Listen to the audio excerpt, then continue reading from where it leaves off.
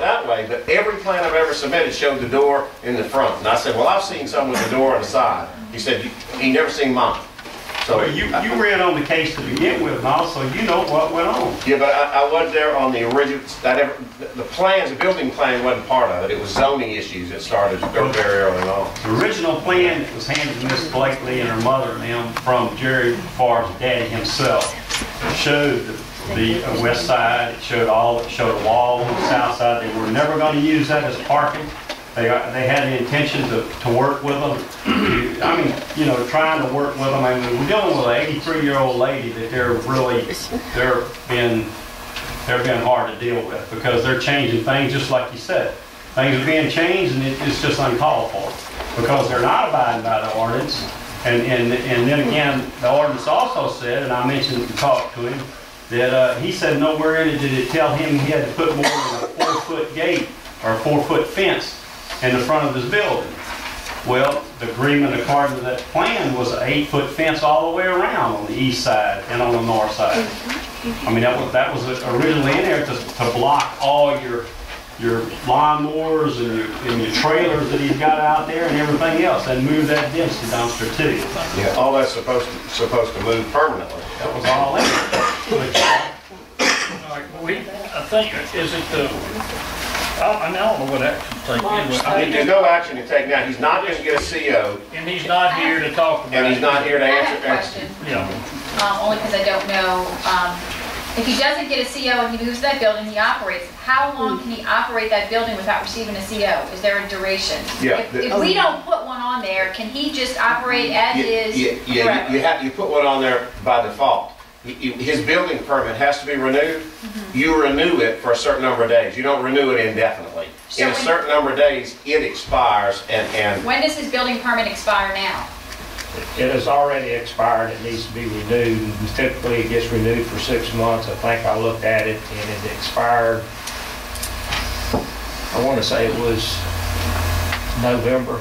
Okay, I guess I don't want to renew it for 6 months. yeah, and we didn't want to renew it without putting these strings on it. Okay. That was the whole point of the conversation that we had, was that we'll renew his permit, but let's put these conditions on it, such as by when must you have your parking lot finished by, you know. Those are the things that we want to put on. We don't want to give it to him without that, because... Yeah. So it sounds like we need to have him here in 2 weeks. Yes. March the 2nd. March 2nd. All right.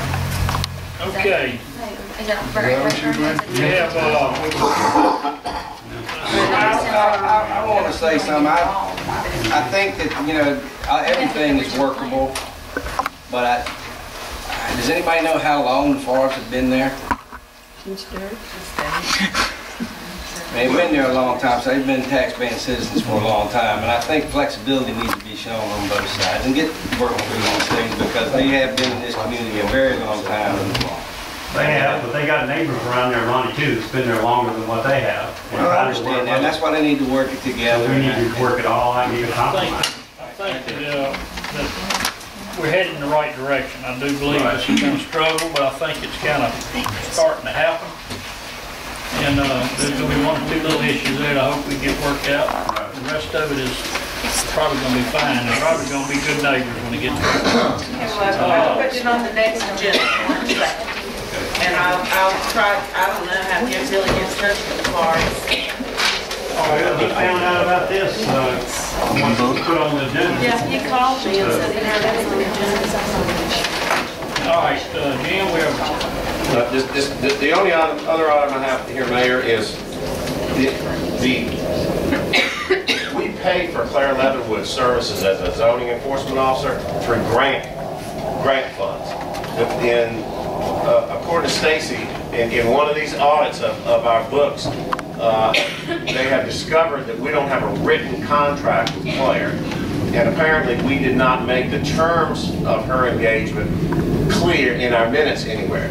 In other words, there's nothing in writing that says what Claire's supposed to do and over what period of time. We all know, but we never got it in writing anywhere, and so that's a problem. We need to spread on our minutes the fact that when we hired, I don't think we need to do it as of today, you need to say what the deal was way back when we hired Claire, which was we limited her hours to 16 hours a week.